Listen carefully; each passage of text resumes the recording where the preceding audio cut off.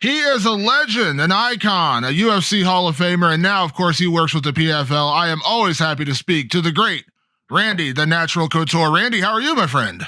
I'm doing great, man. How are you doing? I'm fantastic, man. Thank you for taking time for me as always. Of course, PFL is about to kick back into business in a big way with the upcoming Challenger Series leading right into the 2023 season. We know a lot of big things come from PFL this year. Pay-per-view cards, Kayla Harrison coming back, Jake Paul now part of the organization. How excited are you for the PFL in 2023? Well, it's been an amazing journey. The organization just continues to grow leaps and bounds each and every season. It's been a really, really fun to be a part of.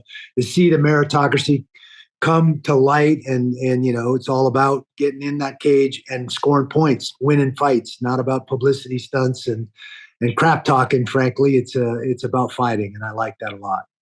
Have you noticed, because I've talked to a lot of fighters, but UFC fighters, Bellator fighters, I talked to a lot of fighters who all kind of like, I kind of dig what they're doing in the PFL. I kind of like the fact that you can win $1 million by just winning fights and things like that. Like, obviously, you're around a lot of fighters. Do you notice that? Because I see that a lot these days.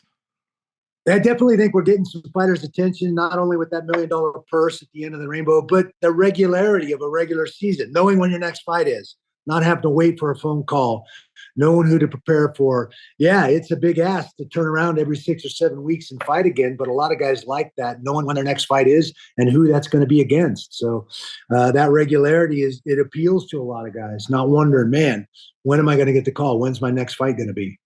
Yeah. Of course, with the Challenger Series kicking off, Randy, you were part of kind of the first ever, win to get into a promotion kind of situation. Of course, coaching the first season of The Ultimate Fighter. Now, this is different. This is set up like, an actual fighting format to get in, and you're not going through a reality show. But I'm curious, as a guy who did that, who actually went on The Ultimate Fighter, was around that initial season, and the impact that had. I know the Challenger Series is different, but is it kind of fun? Do you prefer this? Like, I know the reality show stuff kind of is off-putting to a lot of people. This is just pure competition, kind of like what PFL set up as. So can I assume you maybe like the Challenger Series format a little bit better than the Ultimate Fighter? I absolutely like the Challenger Series, and a proving ground to give people an opportunity to get their foot in the door, to show their goods, ply their wares, however you want to put that, but gives them a chance to step in that cage and show what they're all about, and develop new talent, give people an option. And we had a couple of Challenger Series folks one made it all the way to the semifinals, one made it all the way to the finals in last season. So it's definitely some great talent coming out, giving them a chance to highlight themselves. So I like it a lot. The Ultimate Fighter was a great experience, and it changed the landscape for the sport for everybody across the board, including the PFL back in 2005 when that started airing on Spike TV. But it was interesting to me. It was way more about the antics and the BS that was happening in the house than it was so much the stuff that was going on in the cage. And I like what the PFL is doing, making it all about the fighters and putting the fighters' destiny in their own hands. Yeah, you as a wrestler, Randy, you understand the mentality of, win and you move on. That's just the mentality of wrestling. That's how you do it. You go through a 16-man tournament. That's how it works. You accomplished so much in your own career without ever really being a trash talker, without ever feeling like you had to say crazy things about your opponents. Now that you've been with PFL for a while now, and you see, even with the Challenger Series, it's meritocracy. It's you win, you look impressive, you get a contract, you move on, things like that. Like in a way, and this is not like knocking any other promotion out there, but do you feel like this is the purest form of mixed martial arts, where it is just based upon performance and winning and not all the other outside stuff?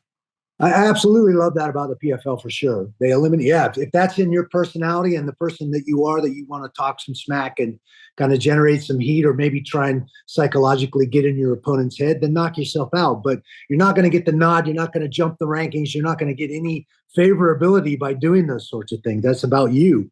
And so I think you're seeing the fighters be the person that they really are as they face the adversity of walking up in that cage and fighting. And that, almost to a man, the guys that I know that created these personas, Tito Ortiz, Chael Sonnen, obviously I know both those guys very well. They don't necessarily like that persona that they created, because they have to live up to that all the time. People just expect that that's who they are and how they are. And the truth is, they're not really like that in real person. Yeah, absolutely. Randy, you were, years ago when women's MMA was still trying to get a foothold in our sport, you were one of the guys that kind of championed that. You had fighters train with you and come out and seek you out, especially when you start to Extreme Couture. And now this year we see with the Challenger Series, there's actually 2 new divisions for women coming in with flyweight and featherweight. Now, of course, the PFL has promoted lightweight in the past with Kayla and, of course, Larissa Pacheco, all those fights. But I'm curious, are you excited to see the expansion into new divisions? Because I think that is, again, the growth of women's MMA is undeniable, but it is kind of fun to see other promotions like PFL adding new divisions. Absolutely. I'm excited for the flyweights and the featherweights. I think we're going to see the lightweights go away this season coming up, which means Kayla and Pacheco are going to have to make 145. I know Kayla can do that. That's not a question. She did that for Invictus in the year off in 2020 because of the lockdowns. But those are exciting weight classes. I've been an advocate for women's MMA because we need that female counterpart to our sport. It's one of the things that decimated college wrestling for men and other Olympic sports in college because of Title IX. So having a female counterpart is a very, very important thing for our sport. And I think it's something we need to embrace for sure. Yeah, and I mean, and listen, it could be argued, Kayla Harrison has been the face of the PFL in so many ways, you know what I mean? Like, that's who she was, that's how she's been. So you could argue that, maybe the PFL's biggest star is a woman. I mean, that says a lot about how far women's MMA has come. I think there's no question that Kayla is our biggest star. She's, across the board in any promotion. I would pit her against any female in this sport, and I think 90% chance she's going to win. She's that good and that impressive. So I think, obviously the women are here to stay. We need to embrace that. I don't anybody that's not embracing that at this point is missing the boat. I've seen some of the most exciting fights in this sport in the last few years in the women's divisions. Yeah, absolutely. And of course, we know at some point, we imagine this year, we're going to get that 4th fight between Kayla and Larissa. That had to be one of the craziest upsets, ever, to see Larissa go out there and do what she did. Now it just builds the anticipation for that 4th fight even bigger this year. Absolutely. And I expect that Kayla will come back stronger than ever, have evaluated her performance in that fight, and gotten about setting up and shoring up some of those potential mistakes or weaknesses that were highlighted in that fight. Yeah. So, Randy, you do a lot of interviews, so I don't expect you to remember this exact interview we did about a year and a half ago, but I remember talking to you at the time about the drive that Jake Paul was making about raising awareness with pay in MMA, kind of going after Dana White. And you said to me at the time, and I'm paraphrasing here, you're like, I'm glad he's doing it. Kind of bums me out that, it's Jake Paul is doing and not more MMA people doing it. But he's like, what you said, basically, whatever gets us the attention, is going to be good for us. Now, Jake Paul's in PFL. Coming into the organization, he's going to be working on the business end, but he's also eventually going to fight MMA. Can I get your initial impression of working with Jake Paul and Jake Paul actually eventually making the move into mixed martial arts? Well, obviously, I haven't had that opportunity yet. I know we've signed him, and everybody's excited about that. And certainly, Jake is going to bring some eyeballs to the PFL that maybe weren't tuning in before. Obviously, ESPN's been a big part of that. We went from NBCSN to ESPN, which is a much bigger sports platform and indigenous to MMA, a lot of ways, with UFC being on there as well. It's still. I guess I don't have any trepidation about it, but I'm anxious to see how this goes with Jake Paul. I suspect that they're going to give him the same opportunities that they're giving Clarissa Shields right now to get her feet under her in MMA, like they did with Kayla Harrison when she was transitioning from judo, purely judo, to becoming a mixed martial artist. I'm sure they're going to give him some time and get him in some fights that he should be in MMA, let him get his feet under him. And then my hope is that they throw him in with everybody else and not protect him at all. Not, he wants to talk the talk. He's got to walk the walk in the PFL, and they better stick to that. That's how I feel about it. But I'm excited for the opportunity. We'll see how it goes interviewing him.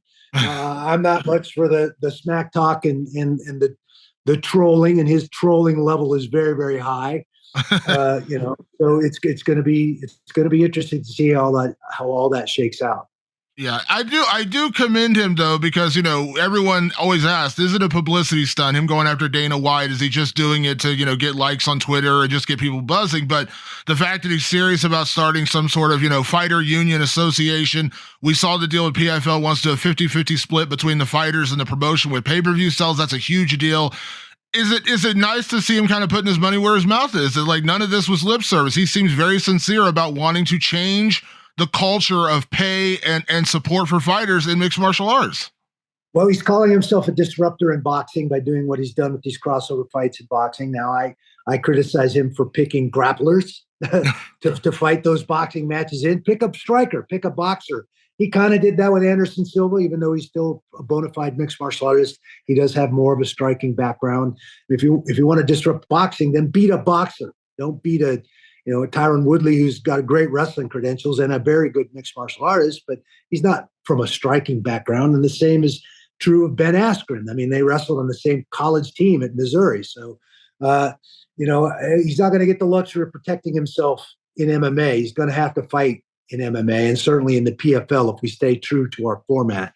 So there's the question. How much MMA is he going to be able to learn? How much grappling and ground skills and defensive wrestling skills is he going to be able to learn to take advantage of his obvious ability in boxing? He's a pretty darn good boxer. He does a great job. So I'm interested to see how all that unfolds. As far as Dana White and all that's genuine. He's genuinely shining a light on a problem in our sport in an area where we need to make some changes. The MMAFA, Mixed Martial Arts Fighters Association, I've been a spokesperson for 5 or 6 years now. We've been lobbying to get the Ollie Act amended to include all combative sports athletes, not just boxing. Create transparency in our sport so that the promoters have to disclose the money they're making off those fighters' backs. Now I know where my value is in the marketplace, and I can negotiate a fair contract with those promoters. That's what's lacking in our sport right now. It's funny you say that, Randy. You probably heard recently, of course, Francis Ngannou is now a free agent. There's been a lot of talk. Maybe he'll end up in the PFL. I think that'd be a great partnership. But maybe you heard, like, he did the video and he said, like, when he did one of his negotiations, Dana White said, go ask Randy how it works out trying to leave the UFC, something to that effect. And he said he did talk to you. And he did reach out to you because, of course, Francis trains at Extreme Couture, your gym. Can I ask your opinion on that situation? And did you talk to Francis? Because he said, great things about you, but it was funny that they brought that up in the negotiation. Go ask Randy how it worked out. I just thought that was like, I kind of had to roll my eyes a little bit at that, Randy. I'm sorry. Well, that's all right. I mean, the history is there. And when they bought the company, I took them to task over their ancillary rights and the crappy contract they were trying to force me to sign as their heavyweight champion. We asked and put some more clauses in there. The upside to that is I got a much better deal moving forward. The downside to that is they closed a bunch of the loopholes in those crappy contracts and made it difficult for other fighters moving forward. I never spoke to Francis directly myself, but obviously Eric is our head coach and our gym manager, and he was directly responsible for helping Francis shore up his wrestling and training Francis for those fights against Stipe and the other fights he had in the UFC.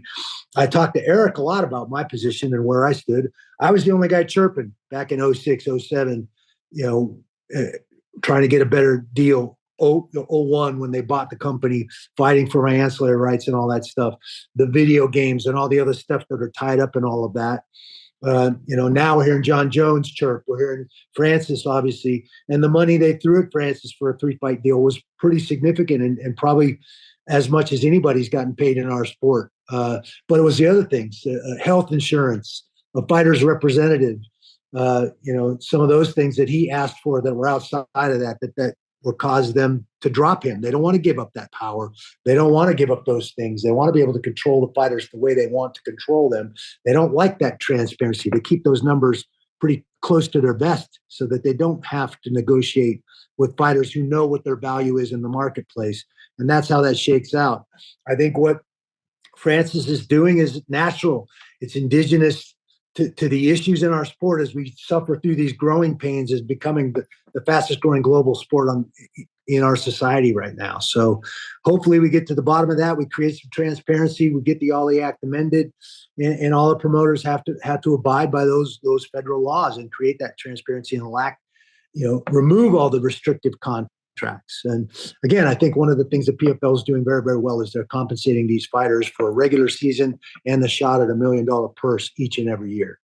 Absolutely. And to your point, Randy, with that being said, like, we know it's never going to change with one person. You fought your battles. We've seen other fighters fight their battles, but, in a way, you need guys like Francis who are willing to stand up and say, I'm not going to abide by this, because then it'll never change. Because you and I both know 9 times out of 10, they'll offer a little bit more money, they'll offer a couple things, and somebody will sign, and that's fine. I'm not going to begrudge anyone making more money or doing what they believe is right for them, but I do have to credit Francis for sticking to his guns. He said, if I can't have what I want, I'm not going to be there.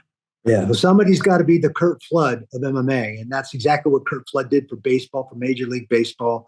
And Francis is probably the closest to a top-tier marquee fighter that was literally holding the belt in the heavyweight division and put that on the line to make a statement. And I'm proud of him for what he's done. Hopefully more fighters step up. The MMA FA has done a great job. The union model doesn't work for us. We're all 1099 employees, independent contractors, if you will. So it's more like a Screen Actors Guild, that type of a fighters association, the players association like football, baseball, and basketball all have, is exactly what we need to do to hold these promoters' feet to the fire and get our fair shake in the marketplace. My last question to that point, Randy, we know, of course, they are going to be launching the PFL pay-per-view series this year, the Super Fight series. I know you're a little closer, of course, as you mentioned, of course, Francis trains at your gym out in Vegas. What would you like to see? Would you like to see Francis Ngannou in that PFL cage? At the end of the day, I want Francis to do what he thinks is best for him and his career and to keep control of his career. If that's the PFL, I'll be excited about that. I think he'd be a great addition to the heavyweight division. He's certainly a marquee name, and he'd be a great one to put in. I mean, Ante D'Elia just won the championship. That would be an amazing fight for a pay-per-view. Now you match Jake Paul up with one of the Diaz brothers. You put Kayla Harrison and Larissa or another top female on that pay-per-view, and boy, I'm spending my money to watch that for sure. I will say, I spent my money to watch the PFL Championship last year. That was one of my favorite cards of the year. That card was so much fun. I was like, I'll be honest, Randy, I was kind of like, 7 title fights, like 5 rounds. That might be a bit long. What an exciting night of fights that was. Like, I was like, this worked. Like, that was such a crazy, amazing night of fights. I was like, you know what? That paid off. Because I was a little nervous, but like I said, you put the right cards together, you put the right fights together, pay-per-view cards work, and your idea right there, I'd love to see it. Those are 3 huge fights that you could put on. Yeah, absolutely. Absolutely. Well, Randy, it's always a pleasure to catch up with you. I really appreciate the time. Look forward to the Challengers Series starting. Look forward to the entire PFL season. I'm sure we'll catch up again during the season, but thank you as always for the time. I appreciate it. Thanks, man. I really appreciate you having me on. We'll see you soon.